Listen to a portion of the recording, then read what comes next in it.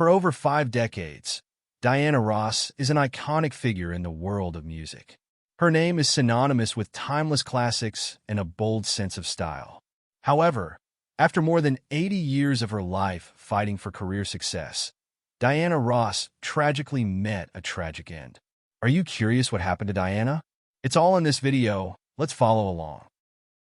In a notable incident on December 30, 2002, Diana Ross found herself in a legal predicament. At that time, she was undergoing substance abuse treatment at a rehabilitation facility located in Tucson, Arizona. During this period of rehabilitation, Ross encountered legal trouble when she was arrested for driving untold.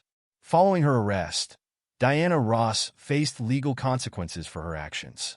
She was subsequently sentenced to serve a 2-day jail term near her Connecticut estate. This sentence was part of the legal repercussions for her driving under the influence arrest. Diana Ross, the legendary American singer and actress, was born in Detroit, Michigan, on March 26, 1944. She was the second child among 6 siblings, born to Ernestine and Fred Ross Sr. Her mother originally intended to name her Diane, but a clerical error on the birth certificate led to her being officially named Diana. However, her family and friends in Detroit always called her Diane. Diana grew up in a Baptist household with her parents and her siblings, including 2 sisters, Barbara and Rita, and 3 brothers named Arthur, Fred Jr., and Wilbert, who was affectionately known as Chico. The Ross family originally lived at 635 Belmont Street in the North End section of Detroit, close to Highland Park, Michigan. Notably, their neighbor was the famous Smokey Robinson. However, when Diana was 7 years old, her mother contracted tuberculosis, which left her gravely ill. To ensure her recovery and the well-being of the children, Diana's parents made the difficult decision to send her and her siblings to live with their maternal grandparents, Reverend William Moten, who was the pastor of the Bessemer Baptist Church, and Mrs. William Moten in Bessemer, Alabama. After her mother's recovery, Diana, along with her brothers and sisters, eventually returned to Detroit, where her remarkable journey as an entertainer would begin. On her 14th birthday in 1958, Diana Ross's family made a significant move, relocating to the working-class Brewster Douglas housing projects in Detroit, where they settled on St. Antoine Street. Diana continued her education at Cass Technical High School, a prestigious 4-year college and preparatory magnet school located in downtown Detroit. Her dreams at the time revolved around a career in fashion design. To pursue her aspirations of becoming a fashion designer, Diana engaged in a diverse range of coursework at Cass Tech. She took classes in clothing design, millinery, the art of making hats, pattern making, and tailoring. Alongside her pursuit of fashion design, Diana explored other areas of interest during evenings and weekends. She embarked on modeling and cosmetology classes, and it's worth noting that she later revealed that Smokey Robinson had generously provided her with the funds necessary to attend these classes. Diana also actively participated in the school's extracurricular activities, including joining its swim team. In 1960, Diana took her first steps into the professional world when she was hired as a busgirl at Hudson's, a prominent downtown Detroit department store. Her hiring at Hudson's was particularly noteworthy as she became the store's first African-American busgirl, marking an important milestone in her early working life. To supplement her income, Diana offered hairdressing services to her neighbors, showcasing her talents and entrepreneurial spirit. Diana Ross's academic journey at Cass Tech culminated in her graduation in January 1962. This period of her life laid the foundation for her future success and iconic career in the entertainment industry. At the age of 15, in 1958, Diana Ross began her journey to musical stardom when she joined the Primettes. The Primettes were the sister group to a male vocal ensemble called the Primes. This connection was established when Paul Williams, a member of the Primes, noticed her talent and brought her to the attention of music manager Milton Jenkins. Alongside Diana, the Primettes consisted of Florence Ballard, Mary Wilson, and Betty McGlown, who was dating Paul Williams at the time. The Primettes' talent shone when they won a talent competition in 1960 in Windsor, Ontario. Their performance caught the attention of A&R executive and songwriter Robert Bateman, who invited them to audition for Motown Records. Notably, Diana Ross's remarkable live performances at various events, including Sock Hops, began to gain recognition. In a significant turn of events, Diana approached her former neighbor and rumored childhood boyfriend, William Smokey Robinson, to discuss auditioning for Motown. Smokey, however, insisted that the Primettes first audition for him. He agreed to bring the Primettes to Motown on one condition, that they let him and his group, the Miracles, hire the Primettes' guitarist Marv Tarplin for an upcoming tour. This arrangement led to Marv Tarplin's long and influential tenure in Robinson's bands, which Diana Ross considered a fair trade. The Primettes later went through the Motown audition process, performing before various Motown executives. Berry Gordy, the founder of Motown, recalled hearing Diana Ross sing, "There Goes My Baby," and being captivated by her voice. This chance encounter stopped him in his tracks. Despite their talent, Gordy advised the group to finish high school before pursuing a career with Motown. Undaunted by this advice, the Primettes began to frequent Motown's Hitsville, USA headquarters, offering their support for Motown recordings by contributing hand claps and background vocals. In 1960, the group recorded 2 tracks for Lupin Records, with Diana Ross singing lead on one of them. During this period, Diana took on various roles within the group, serving as its hairstylist, makeup artist, seamstress, and costume designer. In late 1960, with Barbara Martin replacing Betty McGlown, the Primettes were granted the opportunity to record their own songs at Hitsville Studio. Many of these songs were written by Smokey Robinson, who was then the vice president of Motown. Some of these early tracks included Your Heart Belongs to Me and A Breathtaking Guy. While they enjoyed regional success, these songs did not become nationwide hits. In January 1961, Berry Gordy agreed to sign the group, but under the condition that they change their name. Florence Ballard, a member of the Primettes, chose the name Supremes, reportedly because it was the only name on the list that didn't end with Etta. Diana Ross expressed concerns that the new name might be mistaken for a male vocal group, but Gordy went ahead and signed the group as the Supremes on January 15, 1961. Over the years, the group underwent changes, with Barbara Martin leaving in 1962, reducing the quartet to a trio. In 1963, Diana Ross took on the role of lead singer. Their breakthrough came in 1964 with the release of Where Did Our Love Go?, which became their first #1 hit, setting the stage for a remarkable run of success. In 1965, she officially adopted the name Diana, a deviation from her birth name, Diane. It was also at this time that Ross began a romantic relationship with Motown CEO Berry Gordy, which continued for several years. This relationship led to the birth of Ross' eldest child, Rhonda Suzanne Silberstein, in August 1971. Interestingly, Rhonda was raised by Robert Ellis Silberstein, a music executive and Diana Ross's then husband, despite knowing her true paternity. Ross decided to tell Rhonda the truth when she was 13 years old, revealing that Berry Gordy was her biological father. Before this revelation, Rhonda referred to Gordy as Uncle BB. During her marriage to Robert Ellis Silberstein, Diana Ross had 2 daughters, Tracy Joy Silberstein, who later became known as Tracy Ellis Ross, born in 1972, and Chudney Lane Silberstein, born in 1975. Ross and Silberstein divorced in 1977. In May 1970, Diana Ross embarked on her solo career with the release of her self-titled debut solo album. This album marked the beginning of a highly successful solo journey. In 1971, Diana Ross achieved her first #1 single in the UK with the ballad I'm Still Waiting. During the same year, she starred in her first solo television special titled Diana, which also featured the Jackson 5. Diana Ross expanded her career into acting by working on her first film, Lady Sings the Blues, which was released in 1972. The film was a loosely based biography of jazz and blues singer Billie Holiday, although there was initial criticism of her taking on the role. Diana's performance in the film was met with critical acclaim. Notably, jazz critic Leonard Feather praised her for expertly capturing the essence of Billie Holiday. Her role in Lady Sings the Blues earned her nominations for a Golden Globe Award and an Academy Award for Best Actress. The film's soundtrack also achieved great success, reaching the #1 spot on the Billboard 200 chart and selling 2 million units. In November 1972, Diana Ross sang the song When We Grow Up for the children's album, Free to Be, You and Me. The year 1973 was marked by Diana Ross' second number one hit in the U.S. with the ballad Touch Me in the Morning. Later that year, she released a duet album with fellow Motown artist Marvin Gaye titled Diana and Marvin, which became an international hit. She toured extensively during 1973 and became the first entertainer in Japan's history to receive an invitation to the Imperial Palace for a private audience with Empress Nagako, the wife of Emperor Hirohito.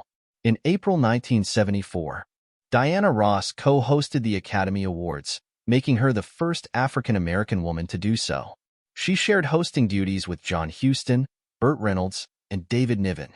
In 1976, Diana Ross released her fourth solo number one hit, Love Hangover, a song that transitioned from a sensual, dramatic ballad to an up-tempo disco tune. That same year, she launched her An Evening with Diana Ross tour, which was highly successful. The tour led to a 2-week engagement at Broadway's Palace Theater and an Emmy-nominated television special of the same name.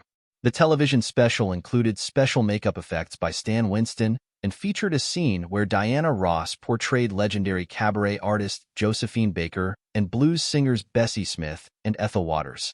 For her exceptional performance, Diana Ross also received a special Tony Award. Diana Ross achieved her greatest success in 1980 with the release of the album Diana, which featured hits like I'm Coming Out and Upside Down. These songs became chart toppers and solidified her popularity with a new generation of dance audiences.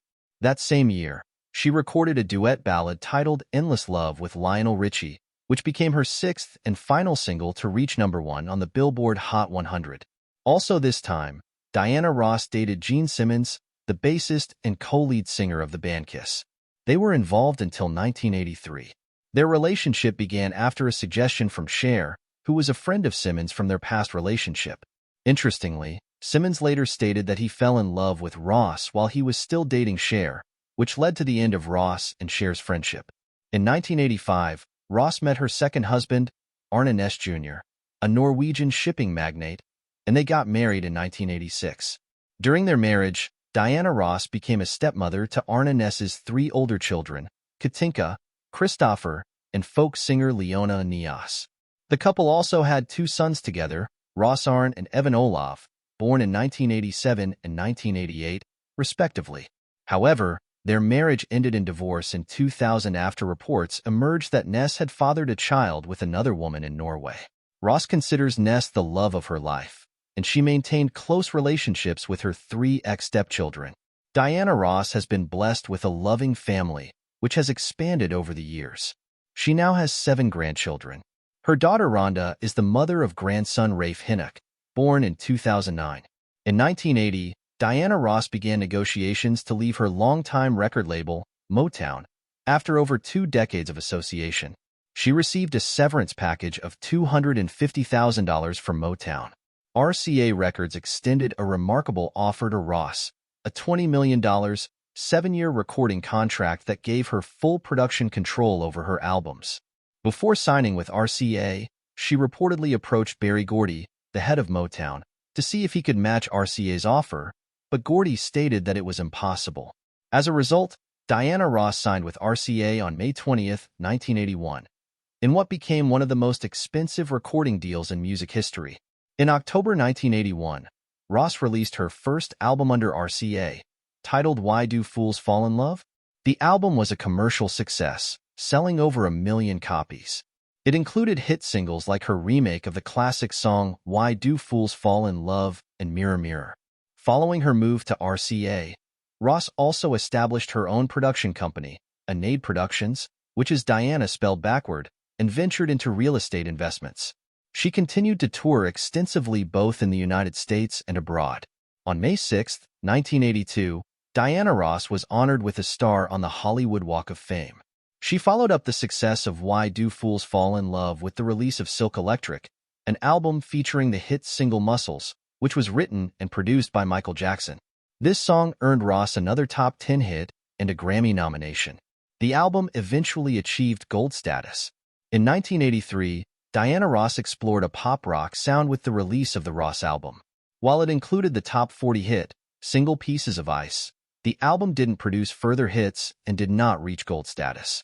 In 1984, Diana Ross released Swept Away, an album that featured the duet All of You with Julio Iglesias. The single Missing You, penned as a tribute to Marvin Gaye, was also included on the album and became an international hit. Swept Away achieved gold record sales. Her 1985 album Eaten Alive, produced by Barry Gibb of the Bee Gees, featured the #1 single Chain Reaction in the UK and other countries. The title track, a collaboration with Michael Jackson and Barry Gibb, also performed well. The accompanying music videos for both songs contributed to their success. In 1985, Diana Ross made an appearance as part of USA for Africa's charity single We Are the World, which sold over 20 million copies worldwide. In 1986, Diana Ross hosted the 13th Annual American Music Awards, and she returned to host the 14th annual telecast. The following year, in May 2004, Diana Ross and her daughter, Tracee Ellis Ross, graced the cover of Essence magazine as part of the celebration of the magazine's 50th anniversary. On December 8, 2004, Ross was featured as the performer for a tribute to Stevie Wonder at the Billboard Music Awards Century Award. In January 2005, Ross participated in the Tsunami Aid, a concert of Hope TV concert aimed at raising funds for the victims of the 2004 Indian Ocean earthquake. Subsequently, on January 20, 2005, she launched her MAC Icon makeup collection as part of the Beauty Corporation's Icon series. In 2005, Ross joined Rod Stewart for a duet of the Gershwin standard, I've Got a Crush on You, as part of Stewart's album, Thanks for the Memory, The Great American Songbook, Volume 4. The song was released as a promotional single and reached number 19 on the Billboard Hot Adult Contemporary chart. Ross also collaborated with Westlife on a cover of her 1991 hit, When You Tell Me That You Love Me, which achieved chart success, reaching number 2 on the UK singles chart, number 1 in Ireland. In 2005, Diana Ross was honored as a guest at Oprah Winfrey's Legends Ball Weekend, celebrating 25 African-American women in art, entertainment, and civil rights. The weekend was later aired as a 1-hour program on ABC. Ross televised Central Park concerts, titled For One and For All, were named TV Land Awards, Viewer's Choice, for television's greatest music moment in March 2006. In June 2006, Universal released Ross' shelved 1972 Blue album, which peaked at number 2 on Billboard's Top Jazz Albums chart. Later that year, in 2006, she released her first studio album in 7 years, titled I Love You. The album achieved success, peaking at number 32 on the Billboard Hot 200 Albums chart and number 16 on the Billboard Top R&B Albums chart. Ross embarked on a world tour to promote I Love You. In 2007, she received the BET Awards Lifetime Achievement Award and was honored at the Kennedy Center Honors. On August 28, 2008, Ross performed at the opening of the U.S. Open Tennis Tournament in tribute to Billie Jean King. She also headlined the 2008 Nobel Peace Prize concert in Oslo, Norway. In October 2009, Ross was the featured performer at the annual Symfonica in Rosso concert series held at the Gelredome Stadium in Arnhem, Netherlands. In 2010, she embarked on her first headlining tour in 3 years, titled The More Today Than Yesterday, The Greatest Hits Tour. This tour, dedicated to the memory of her late friend Michael Jackson, received positive reviews nationwide. In 2011, Diana Ross was inducted into the Michigan Rock and Roll Legends Hall of Fame. In February 2012, she received her first Grammy Award for Lifetime Achievement and announced the nominees for the Album of the Year. A DVD of her Central Park concert performances, For One and For All, was released in May. Later in December 2012, she performed at the White House-hosted Christmas in Washington concert, with former President Barack Obama in attendance. This event was broadcast annually on TNT. In 2013, Ross completed a tour in South America and another in the United States. On July 3, 2014, she received the Ella Fitzgerald Award for her contribution to contemporary jazz vocals at the Montreal International Jazz Festival. On November 20, 2014, she presented the Dick Clark Award for Excellence to Taylor Swift at the American Music Awards. In 2015, Ross made an appearance in the music video for her son Evan Ross' song How to Live Alone. She began a mini-residency titled The Essential Diana Ross, Some Memories Never Fade, at the Venetian in Las Vegas in April 2015. On November 27, 2015, Motown Universal released the album Diana Ross Sings Songs from The Wiz, recorded in 1978. The album featured Ross versions of songs from the film version of the musical The Wiz, in which she starred alongside Michael Jackson, Nipsey Russell, Ted Ross, Richard Pryor, and Lena Horne. In February 2016, Ross resumed her In the Name of Love tour, which initially began in 2013.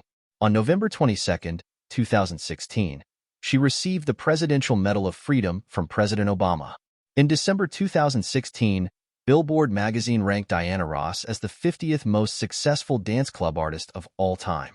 On June 30, 2017, Ross headlined the Essence Festival in New Orleans, with her daughter Rhonda Ross Kendrick performing as the opening act. On November 19, 2017, Ross received the American Music Awards Lifetime Achievement Award and performed several of her hits. Her performance ended with Ain't No Mountain High Enough, during which she brought all of her grandchildren on stage. Her grandson Reef Hennock, Emmanuel Kendrick, the son of Rhonda Ross Kendrick, performed a dance on stage, drawing attention. Diana Ross was also joined on stage by her children, their spouses, her first ex-husband Robert Ellis, Smokey Robinson, and Motown founder Berry Gordy.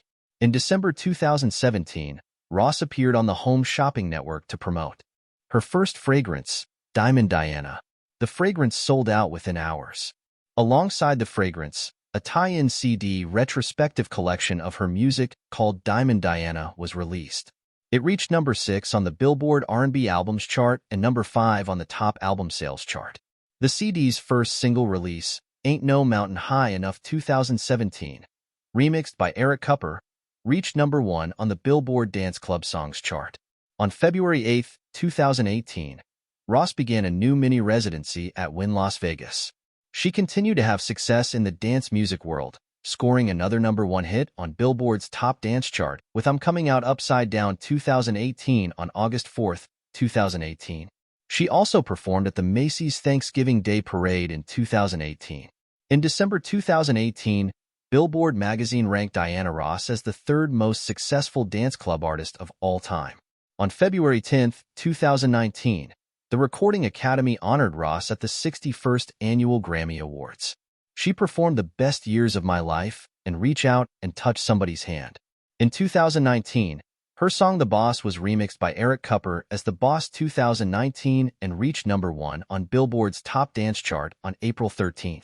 In October 2019, it was announced that Ross would play the Sunday Legend slot on the Pyramid stage at the Glastonbury Festival for the festival's 50th anniversary.